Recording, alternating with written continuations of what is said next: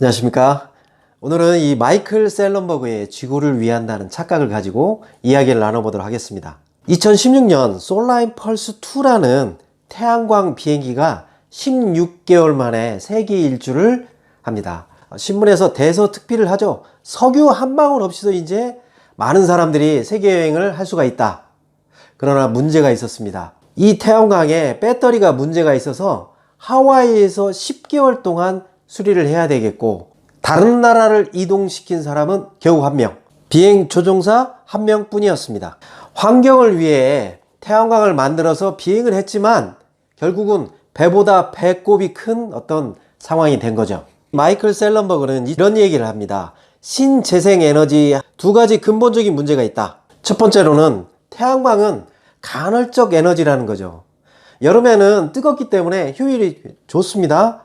겨울에는 효율이 낮습니다. 두 번째로는 뭐냐면 에너지 밀도가 낮다는 거예요. 그 에너지를 생산하기 위해서 더 많은 토지에다가 태양광을 설치해야 되고, 더 많은 송전 선로가 필요하고 발전 설비가 필요하다는 겁니다. 그 예로 캘리포니아는 태양이 뜨거운 도시로 유명하죠. 그러나 아이펜 발전 단지는 원자력 발전소에 비해서 무려 450배가 넘는 넓은 땅이 필요하다고 합니다. 태양광 패널은 1제곱당 50W의 에너지를 생산하는데, 원자력 발전소는 1제곱당 2000에서 6000W의 에너지를 생산한다고 하죠. 태양광 패널은요, 시멘트, 유리, 콘크리트, 이 원자력 발전에 비해서 16배가 많이 들어간다고 합니다. 폐기물도 300배나 많이 나온다고 합니다. 그러면 많은 환경학자들이 이런 제안을 한다고 하죠. 폐기물을 다시 재활용하고 하면 어떨까요? 실제 이 재활용을 하는 사람한테 물어봤더니, 재활용하는 데 들어가는 것들이 더 비환경적이고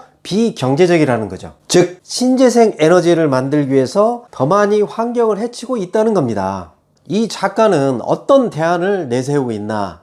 원자력에 대해서 이야기를 하고 있습니다. 벌써 원자력에 대해서 얘기를 하면 여러분들 거부 반응이 들지 않으시나요? 저도 떠올린 것은 후쿠시마 방사능 누출 사고였습니다. 실제 일본은 그 사고 여파로 화석연료를 더 늘렸습니다. 그렇지만 화석연료를 더 많이 쓰게 되니까 대기오염이 더 많이 높아지겠죠. 4,000명 이상이 목숨을 잃었다고 합니다. 또한 후쿠시마의 그 공포로 15만 명 이상이 피난을 했는데요. 생존자들은 알코올 중독, 외상 후 스트레스, 우울증 등으로 인해서 1,000명 이상이 목숨을 잃고 그 이상의 분들이 정신적인 피해를 입었다는 거죠. 실제 후쿠시마의 방사능 수치는 어느 정도인가? 아주 깨끗하다는 콜로라도 평원보다도 수치가 낮다고 합니다. 그래서 이 작가님은 뭐라고까지 표현하냐면, 원자력이야말로 자연보호의 아주 1등 공시다라고 얘기를 합니다. 그래서 원자력은 양적으로 제한이 없는 에너지원이고, 급격히 늘어나고 있는 인구 때문에 피해를 보고 있는 야생동물을 철저하게 보호할 수 있는 에너지원이라고 이야기를 하고 있습니다. 과연 그러면 우리나라는 어떻게 해야 되는가? 실상을 보니까 화석연료는 지금 67%고요. 원자력에 의존하는 24%입니다.